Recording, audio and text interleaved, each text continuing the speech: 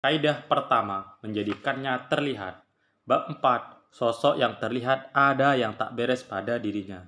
Psikologi Gary Klein pernah bercerita tentang seorang perempuan yang datang ke acara kumpul-kumpul keluarga. Ia telah bertahun-tahun bekerja sebagai perawat dan ketika datang ke acara itu, langsung perhatikan ayah mertuanya serta menjadi sangat khawatir. Saya tidak suka penampilan Bapak, katanya. Sang ayah mertua yang merasa baik-baik saja dengan bergurau menyahut, "Wah, Bapak juga tidak suka penampilanmu."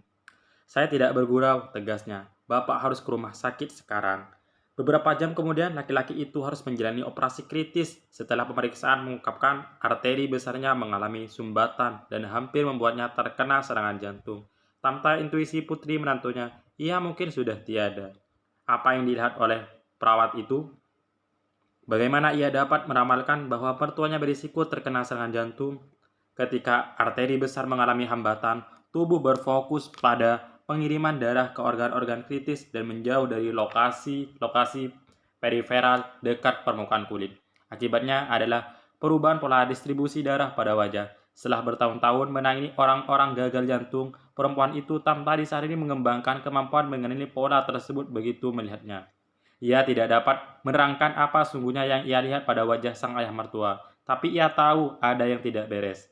Kisah serupa juga ada dalam bidang-bidang lain. Sebagai contoh, analis militer mampu mengidentifikasi kedip mana pada layar radar yang sungguh rudal musuh dan kedip mana yang berasal dari pesawat armada mereka sendiri, meskipun mereka sedang melaju dengan kecepatan sama, terbang pada ketinggian sama, dan terlihat serupa pada radar dalam hampir semua hal.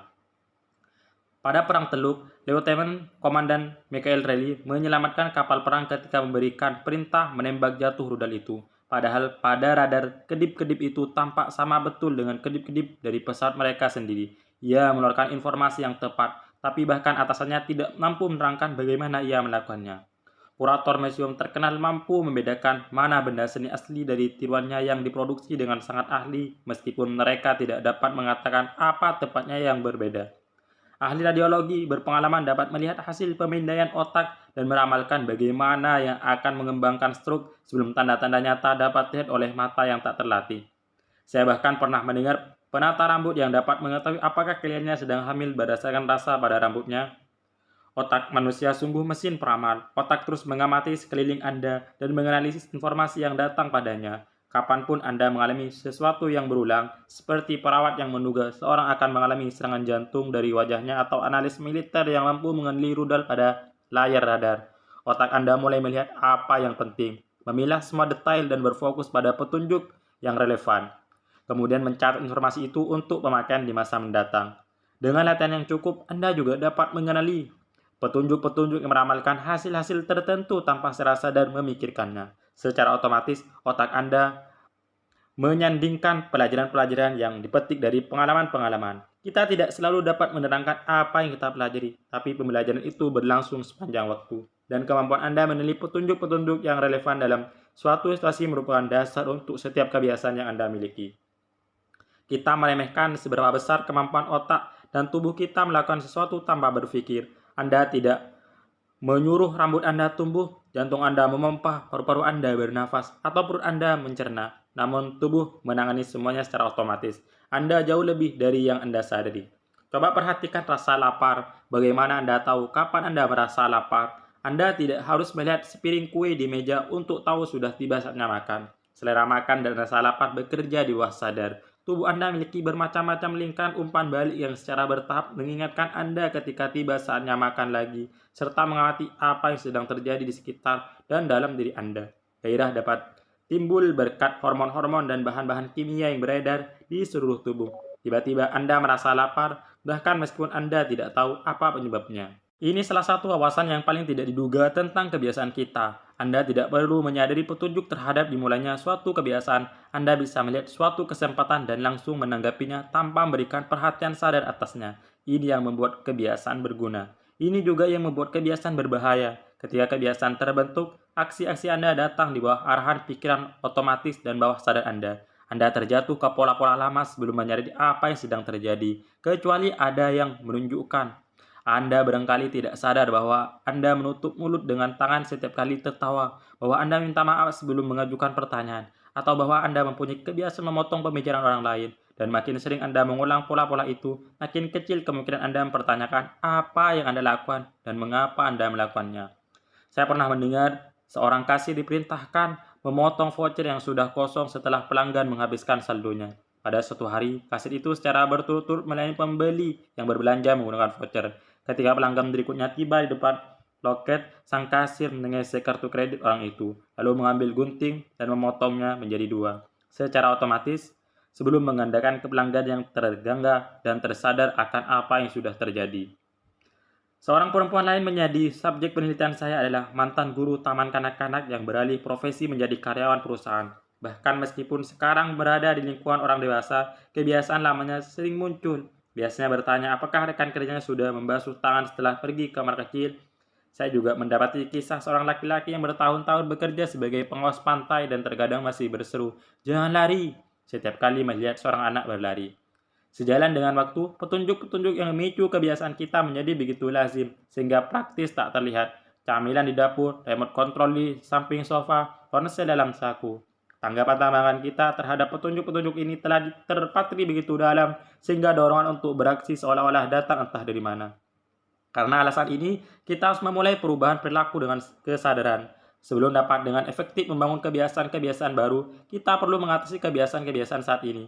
Ini bisa lebih sulit daripada kedengarannya karena setelah suatu kebiasaan mengakar dalam hidup Anda, kebanyakan akan muncul secara otomatis dan di bawah sadar. Jika suatu kebiasaan tetap otomatis, Anda tidak bisa berharap berhasil memperbaikinya. Seperti kata psikolog Carl Jung, sampai Anda membuat yang tak disadari menjadi disadari, kebiasaan itu akan mengarahkan hidup Anda dan Anda akan menyebutnya nasib.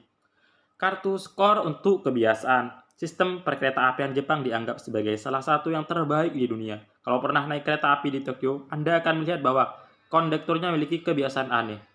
Sewaktu operator menjalankan kereta, mereka memiliki ritual menunjukkan ke objek-objek yang berbeda dan menyuruhkan perintah. Ketika kereta mendekati sinyal, operator menunjukkan ke sinyal itu dan berkata, "Sinyal hijau." Ketika kereta masuk dan keluar stasiun, operator menunjuk ke papan jadwal dan menyebutkan waktu. Di peron, karyawan lain melakukan aksi-aksi serupa. Sebelum kereta berangkat, petugas menunjuk ke sepanjang penggiringan peron sambil mengumumkan, "Semua aman." Setiap detail diidentifikasi, ditunjuk, dan disebutkan keras-keras. Proses ini yang dikenal sebagai menunjuk dan mengumumkan, pointing and calling, adalah sistem pengenalan yang rancang untuk mengurangi kesalahan. Kedengarannya konyol, tapi cara itu berhasil dengan sangat baik. Menunjuk dan mengumumkan mengurangi kesalahan sampai 85% dan memangkas angka kecelakaan sebesar 30%. Sistem kereta bawah tanah MTA di New York City meniru dan membuat versi yang hanya menunjuk, dan dalam penerapan selama 2 tahun, peristiwa pengoperasian yang salah berkurang 57%. Menunjuk dan mengumumkan efektif sekali karena menaikkan tingkat kesadaran dari kebiasaan bawah sadar ke tingkat yang lebih sadar, karena operator kereta harus menggunakan mata, tangan, mulut, dan telinga mereka. Mereka lebih mungkin mendeteksi masalah sebelum terlanjur menjadi masalah besar. Istri saya melakukan sesuatu yang mirip dengan ini. Setiap kali kami bersiap untuk menempuh suatu perjalanan, ia secara verbal menyebutkan barang-barang paling penting dalam daftar bawaannya. "Aku sudah membawa kunci-kunci, aku sudah membawa dompet, aku sudah membawa kacamata, aku sudah membawa suamiku." Makin otomatis suatu perilaku, makin kecil kemungkinan kita memikirkannya secara sadar. Jadi, ketika melakukan sesuatu 1000 kali sebelumnya, kita mulai melewatkan banyak hal. Kita mengandaikan lain kali akan tepat sama dengan yang terakhir kali. Kita begitu terbiasa melakukan apa yang kita lakukan, sehingga tak lagi mempertanyakan apakah itu memang yang terbaik untuk dilakukan.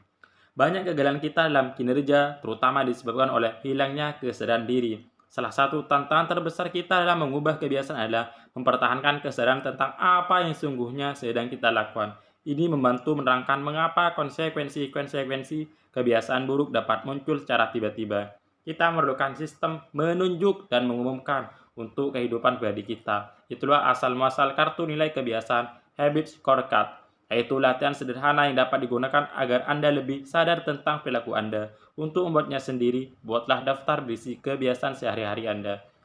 Sebagai contoh daftar kebiasaan sehari-hari, bangun, mematikan alarm, memeriksa ponsel, ke kamar mandi, menimbang badan, mandi, menggosok gigi, membersihkan gigi dengan benang, memakai pewangian, menggantung handuk di jemuran, berpakaian, membuat secangkir teh, dan sebagainya.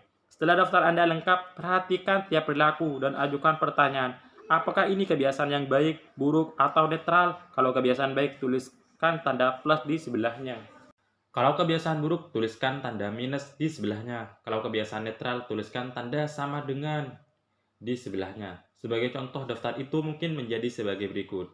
Bangun, simbol sama dengan, mematikan alarm sama dengan, memeriksa ponsel, minus, ke kamar mandi sama dengan, menimbang badan, plus, mandi, plus, menggosok gigi, plus, membersihkan gigi dengan benang, plus, memakai pewangian, plus, menggantung handuk di jemuran sama dengan, berpakaian sama dengan, membuat secangkir teh, plus.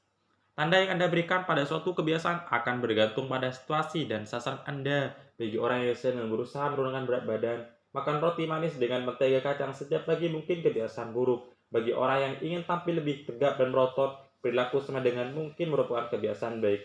Semua tergantung apa yang sedang Anda perjuangkan. Memberi nilai untuk kebiasaan Anda bisa sedikit lebih rumit karena alasan lain.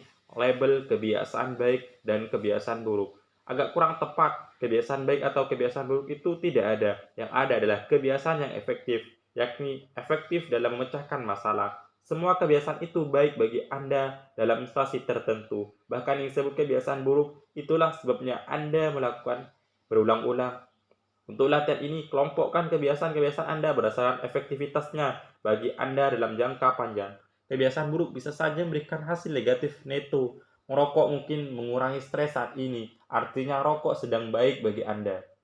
Tapi dalam jangka panjang perilaku ini tidak sehat. Bila masih sulit menentukan cara menilai kebiasaan, berikut pertanyaan yang saya senang gunakan. Apakah perilaku ini membantu saya menjadi tipe orang yang saya inginkan? Apa kebiasaan ini menambah suara mendukung atau menolak untuk identitas yang saya inginkan?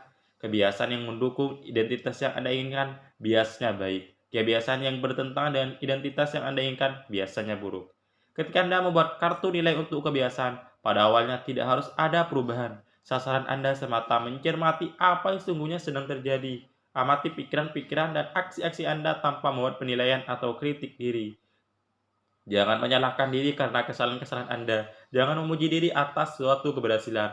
Bila Anda makan sebatang coklat setiap pagi, akui saja hampir seperti seandainya Anda sedang mengawati orang lain. Wah, enaknya mereka dapat berbuat seperti itu. Bila Anda penggemar makanan enak, cukup amati bahwa Anda makan kalori lebih banyak daripada semestinya. Bila Anda menghabiskan waktu untuk online, perhatikan bahwa Anda sedang mengisi hidup dengan cara yang tidak Anda inginkan. Langkah pertama untuk mengubah kebiasaan buruk adalah mewaspadainya. Jika Anda merasa memerlukan bantuan tambahan, barangkali Anda dapat mencoba melakukan menunjuk dan mengumumkan. Sebut keras-keras aksi yang menurut Anda akan Anda lakukan dan hasil yang akan didapatkan. Bila Anda berniat menghilangkan kebiasaan makan junk food, tapi mendapat diri mengambil sepotong kue lagi, katakan keras-keras, aku hampir makan kue ini, tapi aku tidak membutuhkannya. Memakannya akan membuat beratku bertambah dan merugikan kesehatanku. Mendengar kebiasaan buruk diumumkan keras-keras menjadikan konsekuensinya terkesan lebih nyata. Cara ini memperbesar bobot pada aksi sebagai ganti membiarkan diri terjerumus ke dalam rutinitas lama. Pendekatan ini berguna bahkan seandainya Anda hanya ingin mengingat satu tugas dalam daftar rencana. Cukup mengatakan keras-keras, besok aku harus ke kantor pos setelah makan siang. Akan memperbesar kemungkinan Anda sungguh melakukannya. Anda membuat diri Anda menyadari perlunya suatu aksi, dan hal itu bisa memberikan hasil berbeda. Proses perubahan perilaku selalu dimulai dengan kesadaran strategi, seperti menunjuk dan mengumumkan, serta kartu nilai untuk kebiasaan terfokus pada membuat Anda mengenali kebiasaan-kebiasaan dan mengakui petunjuk-petunjuk yang memicunya, yang memungkinkan Anda bereaksi dengan cara yang bermanfaat bagi Anda. Ringkasan bab 4.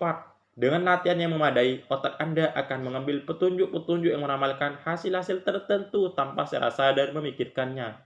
Begitu kebiasaan menjadi otomatis, kita berhenti memberikan perhatian pada apa yang sedang kita lakukan. Proses pengubahan perilaku selalu dimulai dengan kesadaran. Anda perlu menyadari kebiasaan-kebiasaan Anda sebelum dapat mengubahnya. Menunjuk dan mengumumkan meningkatkan kesadaran Anda dari kebiasaan dewasa sadar ke tingkat lebih sadar dengan mengumumkan aksi-aksi Anda. Kartu nilai untuk kebiasaan adalah latihan sederhana untuk menjadi lebih sadar tentang perilaku Anda. Bab 5. Cara terbaik untuk memulai kebiasaan baru. Pada 2001, para peneliti di Britania Raya mulai bekerja dengan 248 orang untuk membangun kebiasaan berolahraga yang lebih baik dalam kegiatan selama 2 pekan. Subjek-subjek itu dibagi menjadi 3 kelompok.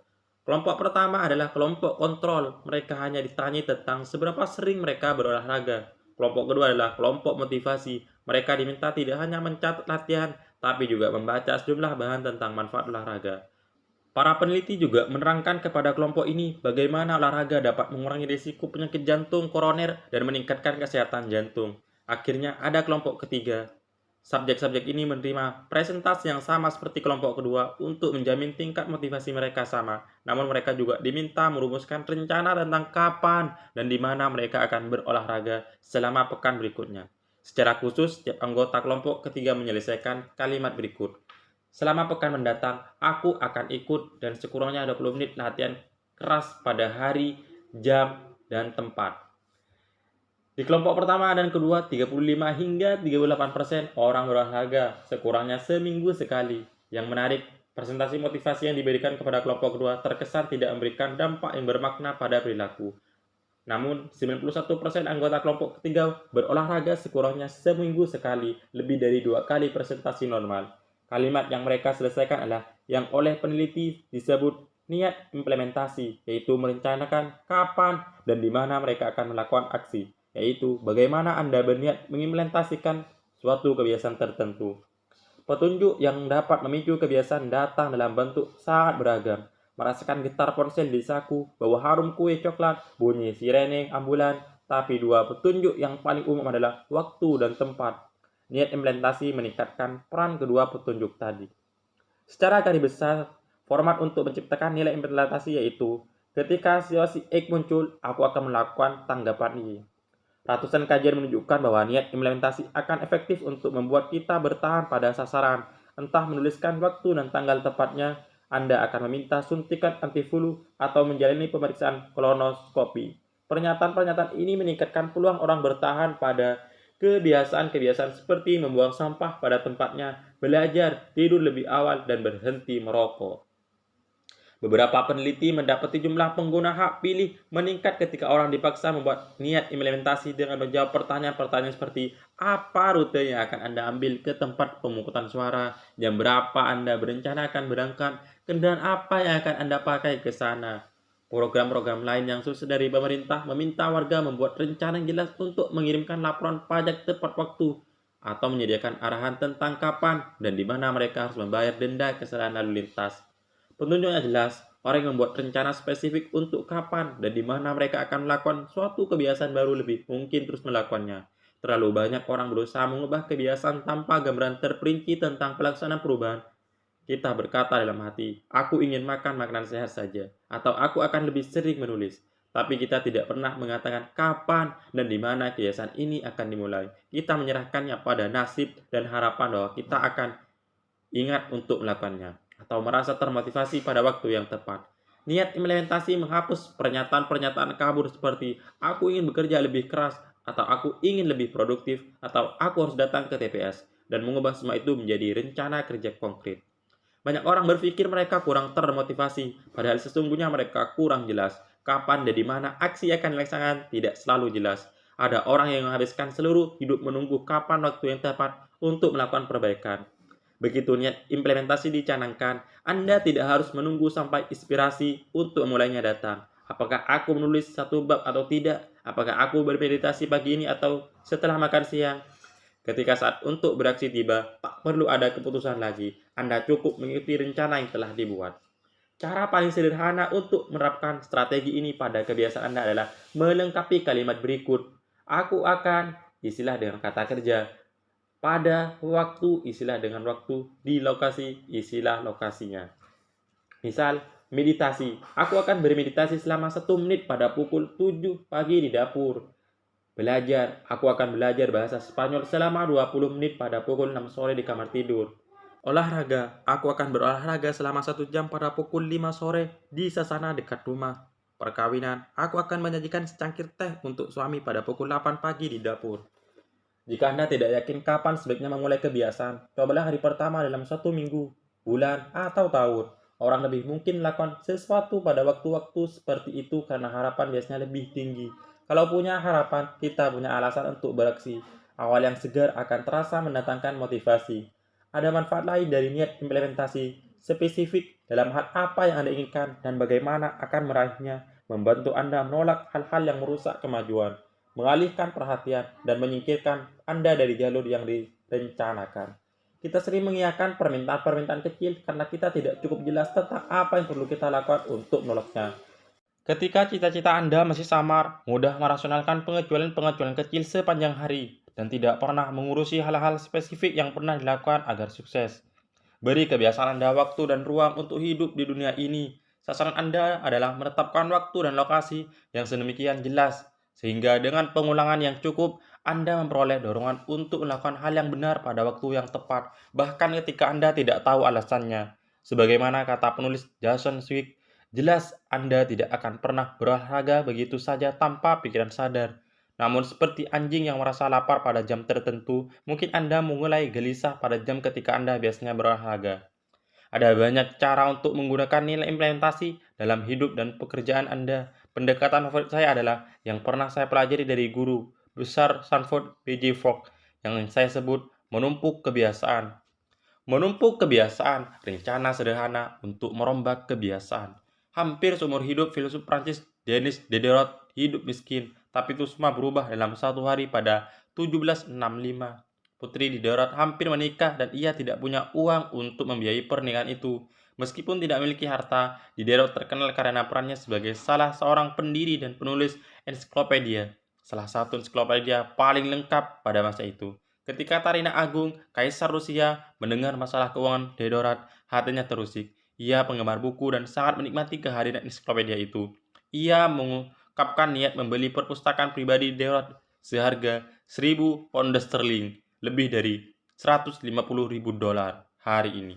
Dalam seketika, Diderot mempunyai uang banyak. Dengan kekayaan yang baru ini, ia tidak hanya mampu membiayai pernikahan putrinya, tapi juga membeli jubah untuk dirinya sendiri. Jubah itu indah, begitu indah. Sesungguhnya sampai-sampai ia langsung melihat bahwa jubah itu sangat tidak cocok dengan barang-barang lain miliknya yang biasa-biasa. Ia menulis, tidak ada kecocokan lagi, tidak ada kesatuan lagi, tidak ada keindahan lagi antara jubahnya yang agung dan barang-barang lain yang ia miliki. Diderot langsung merasakan dorongan untuk meningkatkan kelas harta miliknya. Ia mengganti karpetnya dengan karpet dari Damaskus. Ia menghias rumahnya dengan patung-patung mahal. Ia membeli cermin untuk dipasang di atas perapian dan meja makan yang lebih bagus. Ia membuang kursi rotannya yang lama dengan kursi berlapis kulit, seperti kartu domino yang jatuh beruntun. Belanja yang satu disusul belanja yang berikutnya. Perilaku Diderot ini bukannya tak lazim. Sesungguhnya lah kecenderungan belanja yang satu disusul belanja berikutnya memiliki nama efek Diderot. Efek Diderot mengatakan bahwa satu barang baru sering menciptakan spiral konsumsi yang mengantar ke belanja lebih banyak. Anda bisa menemukan pola ini di mana-mana. Anda membeli gaun dan terpaksa membeli sepatu baru dan anting supaya sesuai. Anda membeli sofa dan tiba-tiba muncul ketidakpuasan tertata letak seluruh ruang keluarga. Anda membeli mainan untuk anak Anda dan segera sudah itu harus membeli semua kelengkapan yang menyertai mainan itu. Belanja itu memicu reaksi berantai. Banyak perilaku manusia mengikuti siklus ini. Anda sering melakukan sesuatu berdasarkan apa yang baru Anda selesai lakukan. Pergi kamar mandi diikuti dengan membasuh dan mengeringkan tangan, yang mengingatkan Anda untuk menaruh handuk kotor ke mesin cuci. Jadi Anda menambahkan sabun cuci ke daftar belanja, dan seterusnya. Tidak ada perilaku yang berdiri sendiri. Setiap tindakan menjadi petunjuk yang memicu perilaku berikutnya. Mengapa ini penting? Dalam kaitan dengan membangun kebiasaan baru, Anda dapat memanfaatkan keterhubungan perilaku dengan keunggulan Anda. Salah satu cara terbaik untuk membangun kebiasaan baru adalah dengan mengidentifikasi kebiasaan yang sudah ada setiap hari, lalu menumpuknya dengan kebiasaan baru Anda. Ini yang disebut menumpuk kebiasaan.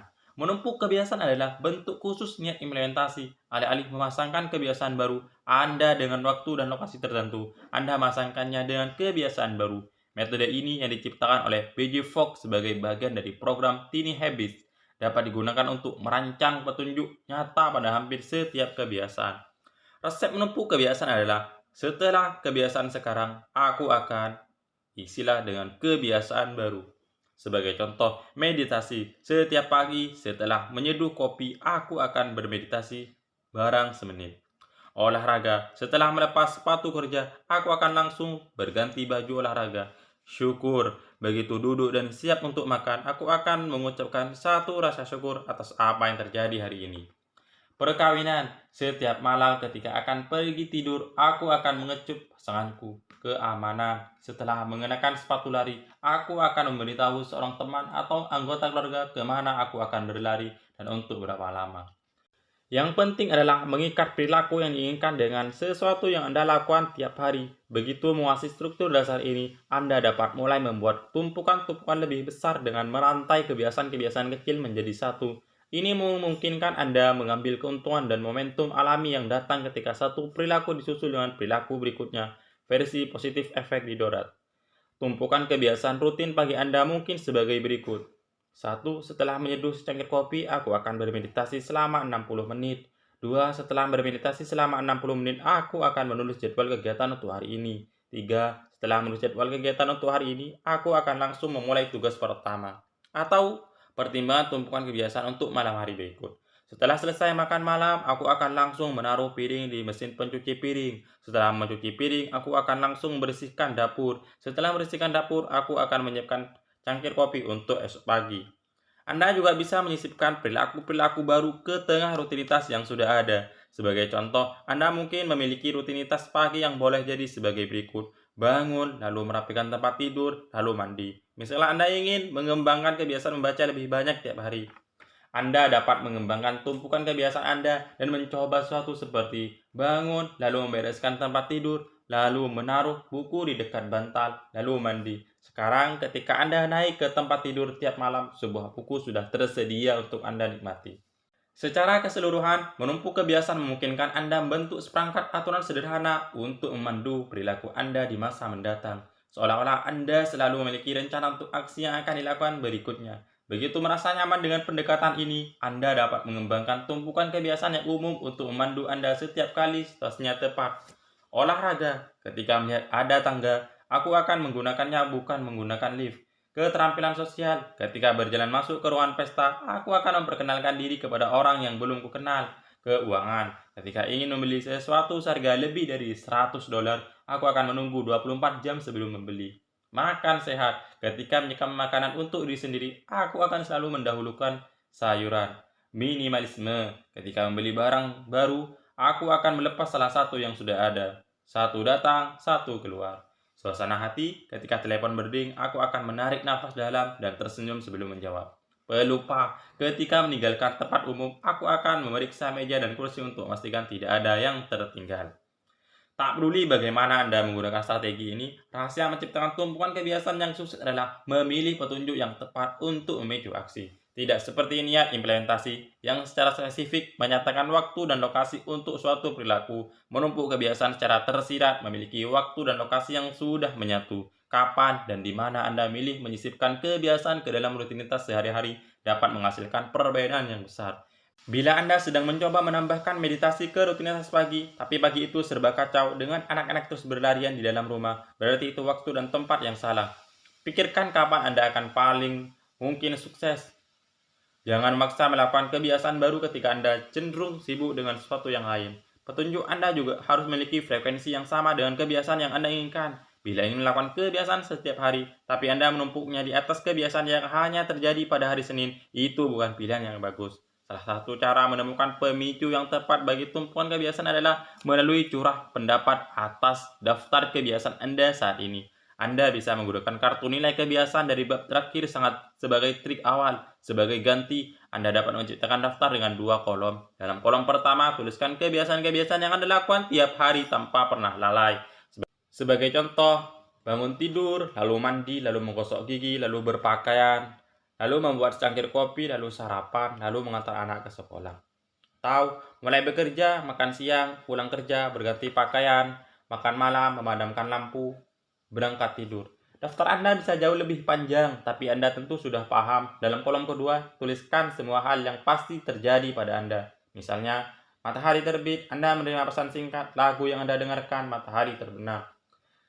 Bersenjatakan dua daftar ini, Anda bisa mulai mencari tempat terbaik untuk menyisipkan kebiasaan baru dalam gaya hidup Anda. Menumpuk kebiasaan paling berhasil ketika petunjuknya sangat spesifik dan bisa langsung dilakukan. Banyak orang memilih petunjuk yang terlalu samar. Saya sendiri pernah melakukan kesalahan ini. Ketika saya ingin memulai kebiasaan push up, tumpukan kebiasaan saya adalah ketika istirahat makan siang, aku akan melakukan push up 10 kali. Sepintas lalu ini terkesan wajar, namun sejenak kemudian saya sadar bahwa pemicu ini tidak jelas. Apakah push up akan saya lakukan sebelum makan siang atau sudah makan siang? Di mana saya akan melakukannya? Setelah beberapa hari yang tidak konsisten, saya mengubah tumpukan kebiasaan yang saya menjadi. Setelah menutup laptop untuk makan siang, aku akan push up 10 kali di samping meja kerja. Ketidaktegasan hilang. Kebiasaan seperti membaca lebih banyak atau makan lebih baik adalah alasan yang bagus. Tapi sasaran-sasaran ini tidak menyediakan instruksi tentang bagaimana dan kapan dilakukan. Harus spesifik dan jelas. Setelah menutup pintu, setelah menggosok gigi, setelah duduk di meja. Spesifik itu penting. Makin erat kaitan kebiasaan baru Anda dengan petunjuk yang spesifik, makin besar peluang Anda akan mengingatnya ketika tiba saatnya beraksi. Kaidah pertama perubahan perilaku adalah menjadikannya terlihat. Strategi seperti niat implementasi dan menempuh kebiasaan termasuk cara paling praktis untuk menciptakan petunjuk-petunjuk nyata untuk kebiasaan dan merancang rencana yang jelas tentang kapan dan di mana aksi akan dilakukan. Ringkasan bab 5. Kaidah pertama perubahan perilaku adalah menjadikannya terlihat. Dua petunjuk paling umum adalah waktu dan lokasi. Membuat niat implementasi adalah strategi yang dapat digunakan untuk memasangkan kebiasaan baru dengan waktu dan lokasi tertentu. Rumus niat implementasi adalah aku akan istilah dengan perilaku pada istilah dengan waktu di istilah dengan lokasi. Menumpuk kebiasaan adalah strategi yang dapat digunakan untuk memasangkan kebiasaan baru dengan kebiasaan yang sudah ada. Rumus menumpuk kebiasaan adalah setelah istilah dengan kebiasaan sekarang, aku akan istilah dengan kebiasaan baru. Bab 6. Motivasi dinilai terlalu tinggi, lingkungan seringkali lebih penting. Annie Tordick, seorang dokter umum di Massachusetts General Hospital di Boston, memiliki gagasan yang tak lazim. Ia percaya ia mampu memperbaiki kebiasaan makan ribuan staf dan pengunjung rumah sakit tanpa mengubah kemauan atau motivasi sedikit pun. Namun ia tidak berencana membicarakannya dengan mereka semua. Tordick dan mitra-mitranya merancang kajian selama 6 bulan untuk meningkatkan arsitektur pilihan di kafeteria rumah sakit. Mereka mulai dengan mengubah cara penataan minuman di ruangan itu. Awalnya, lemari pendingin yang terletak di samping kasir hanya diisi dengan minuman soda. Peneliti menambahkan air sebagai opsi. Selain itu, mereka menambahkan keranjang-keranjang berisi air botolan di samping tiap kios makanan yang ada di situ. Minuman soda masih menjadi yang utama di tiap lemari pendingin, tapi sekarang air tersedia di semua tempat. Selama 3 bulan berikutnya, jumlah penjualan soda di rumah sakit itu menurun 11,4%. Sementara itu, penjual air botolan naik sebesar 25,8%. Mereka membuat penyesuaian serupa dan mendapatkan hasil serupa dengan makanan dan kafetaria. Tak seorang pun mengatakan sesuatu kepada orang-orang yang makan di sana. Orang seringkali memilih produk bukan karena apa produk itu, tapi karena di mana produk itu. Kalau masuk ke dapur dan melihat sepiring kue di meja, saya akan mengambil beberapa dan mulai memakannya. Bahkan seandainya saya tidak pernah merencanakannya dan tidak sedang lapar. Kalau meja sajian di kantor selalu penuh camilan, sulit untuk tidak mengambil dan memakannya. Kebiasaan Anda bergantung pada ruangan tempat Anda berada dan petunjuk-petunjuk yang ada di depan Anda. Lingkungan sama seperti tangan tak terlihat yang membentuk perilaku manusia. Meskipun kepribadian kita unik, perilaku-perilaku tertentu cenderung muncul dan muncul lagi dalam kondisi-kondisi lingkungan tertentu. Di gereja, orang cenderung mengobrol sambil berbisik. Di jalanan yang gelap, orang cenderung bersikap waspada. Dengan cara ini, bentuk perubahan yang paling umum bukan dari dalam, melainkan dari luar. Kita diubah oleh dunia di sekitar kita. Setiap kebiasaan bergantung pada konteks. Pada 1936, psikolog Kurt Lewin menulis persamaan sederhana yang menjadikan pernyataan ini dahsyat. Perilaku adalah fungsi orang di lingkungan mereka. Tidak perlu waktu lama untuk membuat persamaan Lewin ini diuji dalam bidang bisnis. Pada 1952, ekonom Hawkins menguraikan fenomena yang ia sebut suggestion impulse buying, yang terpicu ketika seorang pembelanja melihat sebuah produk untuk pertama kali dan merasa memerlukannya. Dengan kata lain, pelanggan kadang membeli produk bukan karena ingin, melainkan karena produk itu disajikan di depan mereka. Sebagai contoh, barang-barang yang ditaruh setinggi mata cenderung lebih banyak dibeli daripada barang-barang yang dipajang dekat lantai. Karena alasan ini, Anda akan melihat produk-produk dengan merek terkenal dan mahal diletakkan di lokasi-lokasi yang mudah dijangkau di rak pajangan karena produk-produk itulah yang mengundang laba paling besar. Sedangkan alternatifnya yang lebih murah sengaja ditaruh di bagian-bagian yang lebih sulit dijangkau. Hal sama berlaku untuk end cap, yaitu rak pajangan di ujung-ujung lorong. Bagian ini setara dengan mesin pencetak uang bagi pemilik toko karena lokasinya nyata dan dilewati banyak orang. Sebagai contoh, 45% penjualan Coca-Cola khususnya berasal dari produk-produk yang dipajang di ujung lorong ini. Makin nyata satu produk atau layanan, makin besar kemungkinan Anda mencobanya. Orang minum Bud Light karena tersedia di setiap bar dan orang pergi ke Starbucks karena gerai ini ada di setiap sudut jalan. Kita cenderung berpikir kita mampu mengendalikan diri. Kalau kita lebih memilih air daripada soda, kita mengandaikan itu karena kita menginginkannya. Namun sesungguhnya banyak aksi yang kita lakukan tiap hari dibentuk bukan oleh dorongan dan pilihan sadar, melainkan oleh pilihan yang paling terlihat. Setiap makhluk mempunyai metodenya sendiri untuk merasakan dan memahami dunia. Elang memiliki penglihatan jarak jauh yang luar biasa. Ular mampu mengendus dengan mencicipi udara lewat lidah mereka yang sangat peka. Hiu mampu mendeteksi listrik dan getaran kecil dalam air yang disebabkan oleh ikan terdekat. Bahkan bakteri mempunyai reseptor kemo, sel-sel sensoris sangat kecil yang memungkinkan mereka mendeteksi bahan kimia beracun di lingkungan mereka.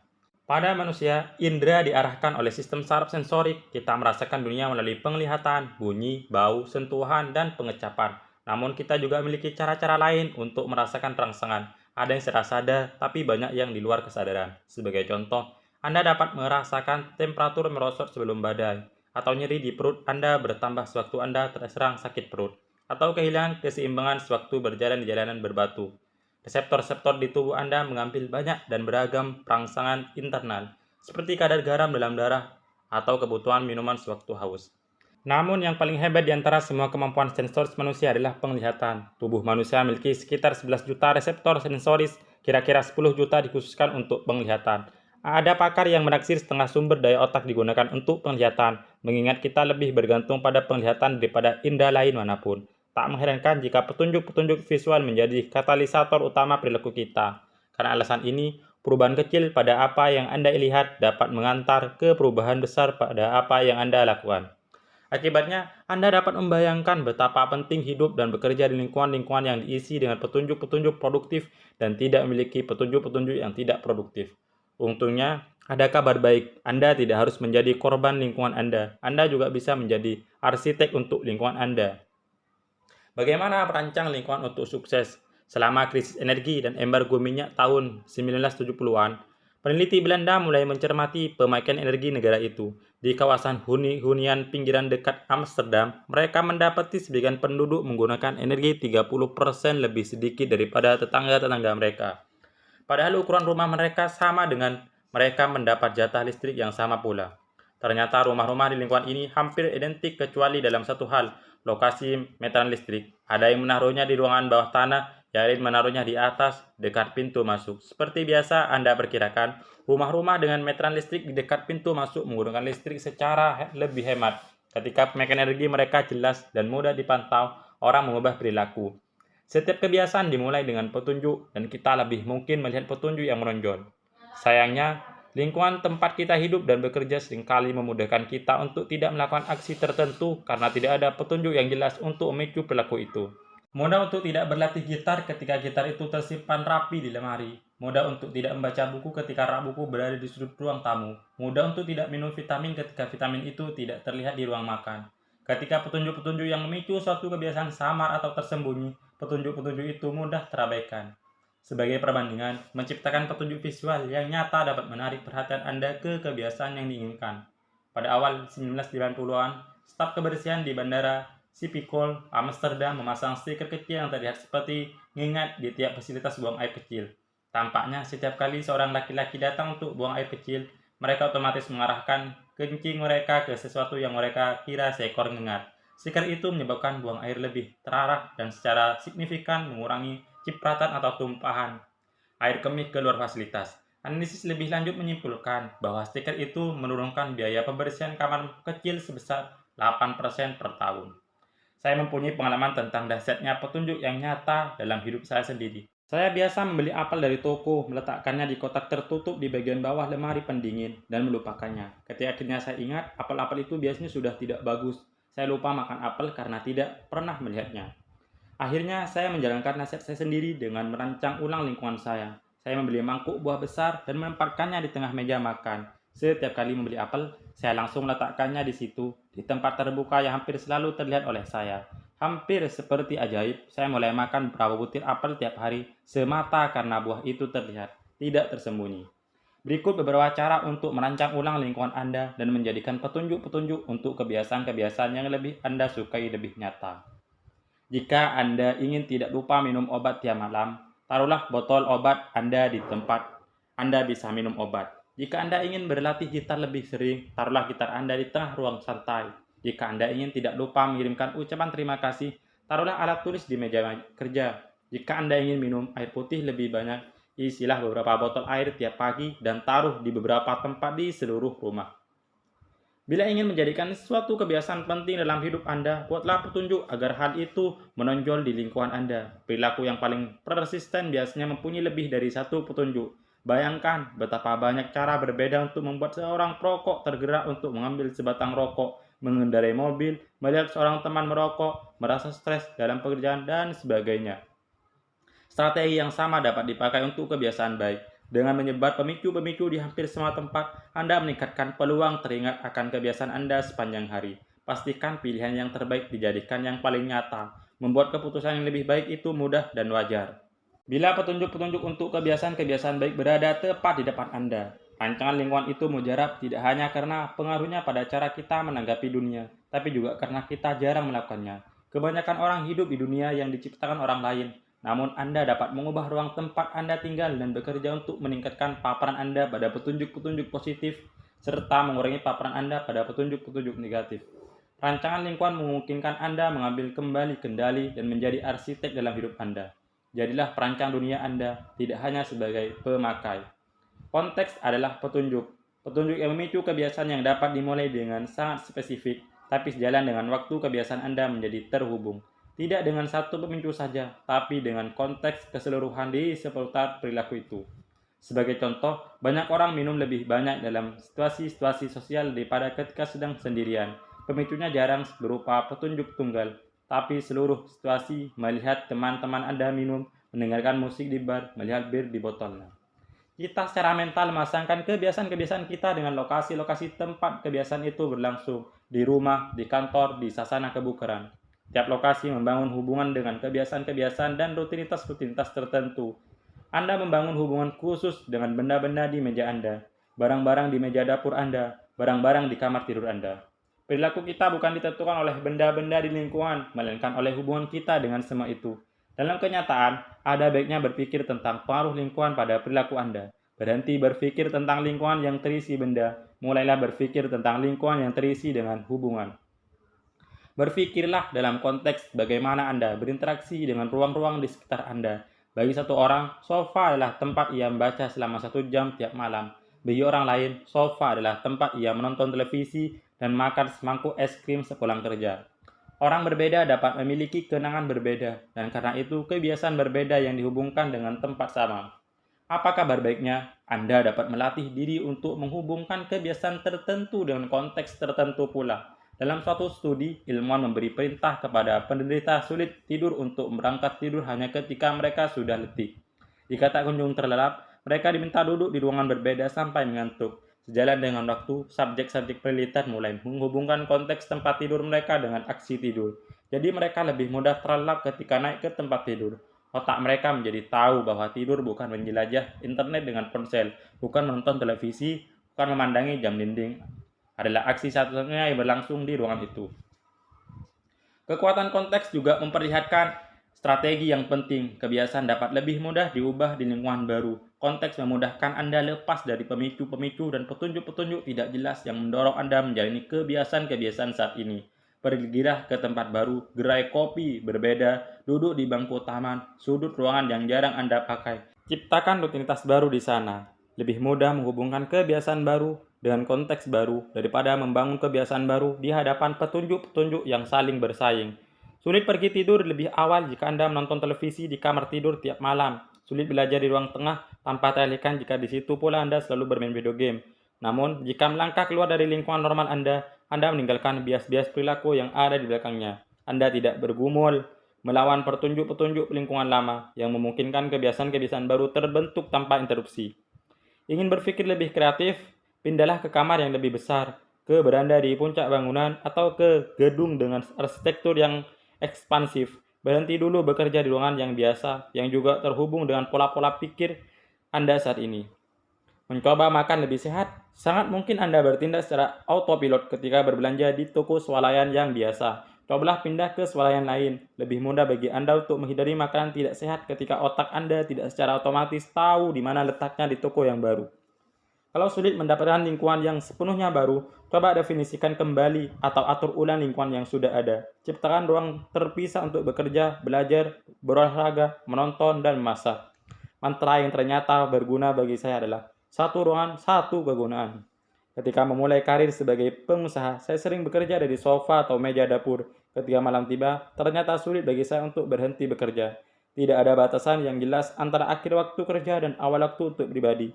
Apa fungsi meja dapur saya, kantor atau tempat makan? Apa fungsi sofa saya, untuk bersantai atau untuk berkirim email? Semua terjadi di tempat yang sama.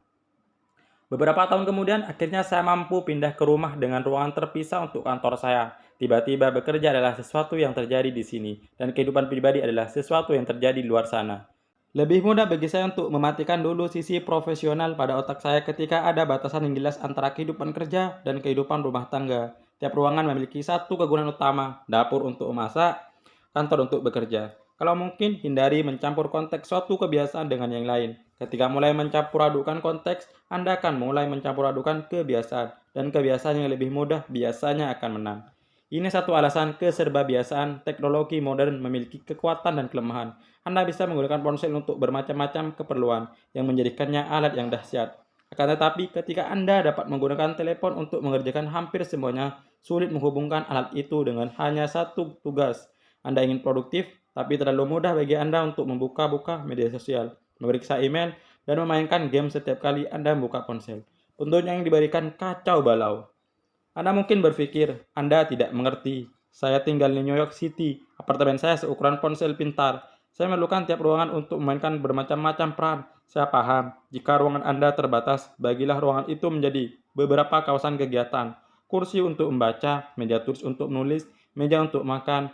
Anda bisa melakukan hal sama dengan ruang digital Anda. Saya kenal seorang penulis yang menggunakan komputer hanya untuk menulis, tablet hanya untuk membaca, dan ponsel hanya untuk media sosial dan pesan teks. Setiap kebiasaan harus mendapatkan satu rumah. Jika Anda mampu mempertahankan strategi ini, tiap konteks akan terhubung dengan satu kebiasaan dan pola pikir. Kebiasaan berkembang dalam situasi tak terduga seperti ini. Fokus data secara otomatis ketika Anda sedang duduk di meja kerja. Relaksasi menjadi lebih mudah ketika Anda berada di ruangan yang dirancang untuk tujuan itu.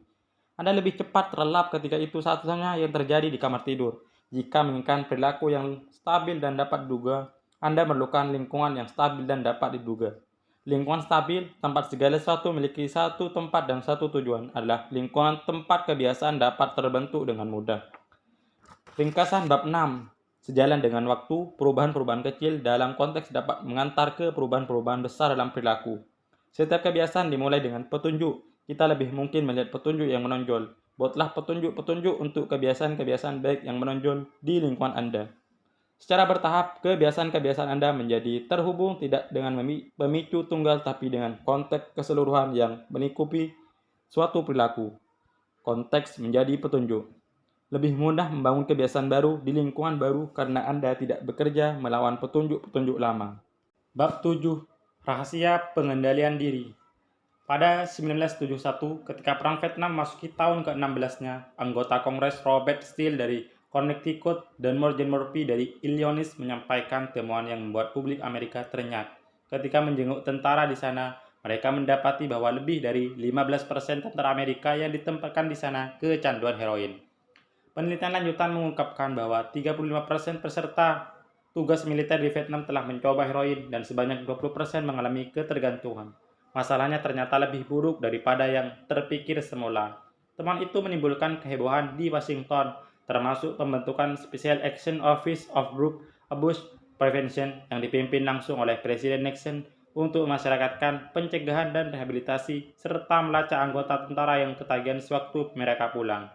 Lee Robin adalah salah seorang peneliti yang ditugasi.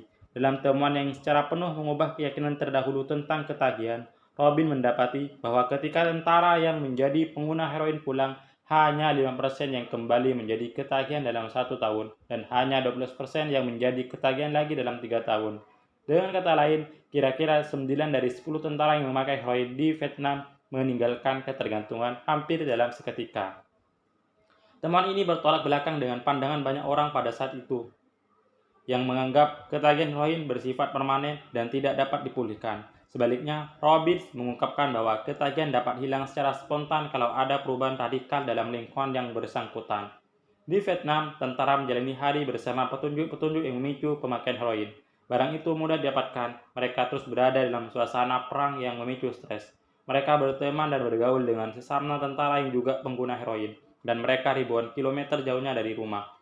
Begitu seorang tentara pulang ke Amerika, ia berada di lingkungan yang tidak berisi petunjuk-petunjuk itu. Begitu konteks berubah, kebiasaan pun berubah. Bandingkan situasi ini dengan yang dihadapi oleh pengguna obat terlarang yang kita kenal. Seorang menjadi pecandu di rumah atau ketika bersama teman, pergi ke klinik untuk dibersihkan. Yang menjauhkan mereka dari semua rangsangan lingkungan yang mendukung kebiasaan tersebut. Tapi lalu pulang ke tempat yang sama, lengkap dengan petunjuk-petunjuk yang sama, seperti yang dulu justru menjadikan mereka ketagihan. Tak mengherankan jika biasanya Anda mendapatkan angka-angka yang sangat bertolak belakang di kajian terkait Vietnam. Umumnya, 90% pengguna heroin menjadi ketagihan lagi begitu pulang dari panti rehabilitasi. Kajian-kajian terkait Vietnam berlawanan dengan banyak keyakinan kultural kita tentang kebiasaan buruk karena bertentangan dengan asosiasi konvensional bahwa perilaku tidak sehat adalah kelemahan moral. Bila Anda kelebihan berat badan, perokok atau pecandu, seumur hidup Anda diberitahu bahwa itu karena Anda tidak memiliki kendali diri, bahkan mungkin karena Anda orang yang tidak baik. Gagasan bahwa sedikit pendisiplinan akan memecahkan semua masalah sudah tertanam mendalam di kebudayaan kita. Namun, penelitian belum lama ini menunjukkan sesuatu yang berbeda. Ketika ilmuwan menganalisis orang-orang yang terkesan memiliki kendali diri istimewa, ternyata orang-orang ini sama sekali tidak berbeda dari mereka yang bermasalah. Sebaliknya, orang-orang yang didisiplinkan lebih baik dalam menata hidup mereka sedemikian sehingga tidak memerlukan kemauan dan kendali diri yang heroik. Dengan kata lain, mereka menghabiskan lebih sedikit waktu dalam situasi-situasi yang menggoda. Orang dengan kendali diri paling baik biasanya adalah orang yang paling tidak perlu menggunakannya. Lebih mudah menerapkan kendali diri ketika Anda tidak harus terlalu sering menggunakannya.